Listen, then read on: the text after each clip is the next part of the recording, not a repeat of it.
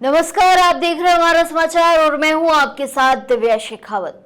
लोकसभा की वेल में पहुंचकर राष्ट्रीय लोकतांत्रिक पार्टी के अध्यक्ष व नागौर सांसद हनुमान बेनीवाल ने केंद्र सरकार का राजस्थान के झालावाड़ जिले के सरकारी स्कूल में हुई त्रासदी की तरफ ध्यान आकर्षित किया। सांसद ने कहा कि 7 मासूम बच्चे काल कवलित हो गए, 2 दर्जन से अधिक बच्चे घायल हो गए और राजस्थान की सरकार और प्रशासनिक तंत्र इस मामले को हादसा बताकर इतिश्री करना चाहते हैं, लेकिन यह हादसा नहीं बल्कि सिस्टम की अनदेखी से हुई हत्या है। उन्होंने कहा कि किसी भी समाज और राष्ट्र का भविष्य उसके बच्चों पर निर्भर करता है और बच्चों का भविष्य उनकी स्कूल शिक्षा पर टिका होता है। यह वह पवित्र स्थान है जहां एक बच्चा कल का जिम्मेदार नागरिक बनने की तैयारी करता है और हम स्कूल को उज्जवल भविष्य की आधारशिला मानते हैं। लेकिन जब यह आधारशिला ही जर्जर और असुरक्षित हो तो उस पर एक मजबूत भविष्य की इमारत कैसे खड़ी हो सकती है।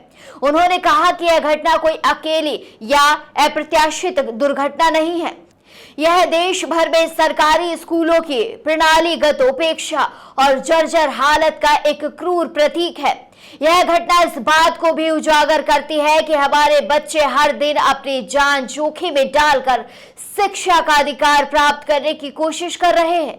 यह समस्या किसी एक राज्य तक सीमित नहीं है बल्कि एक राष्ट्रव्यापी संकट बन चुकी है। देश में सरकारी स्कूलों का संकट केवल कुछ इमारतों के गिरने का नहीं बल्कि यह व्यवस्थागत उदासीनता, भ्रष्टाचार और जवाबदेही की कमी का संकट है। यह हमारे देश के भविष्य यानी हमारे बच्चों की सुरक्षा और उनके शिक्षा के अधिकार से सीधे तौर पर जुड़ा है। इस गंभीर स्थिति से निपटने के लिए तत्काल ठोस कदम उठाने की आवश्यकता है। उन्होंने संबंधित कलेक्टर के खिलाफ भी कार्रवाई की मांग रखी। साथ ही 1-1 करोड़ रुपए दिवंगत बच्चों के परिजनों को और 50-50 लाख रुपए घायलों को देने की मांग रखी है। बेनीवाल ने मीडिया से बातचीत में कहा कि स्वयं लोकसभा अध्यक्ष ओम बिरला व राजस्थान के स्कूल शिक्षा मंत्री मदन दिलावर भी हाड़ौती अंचल से आते हैं।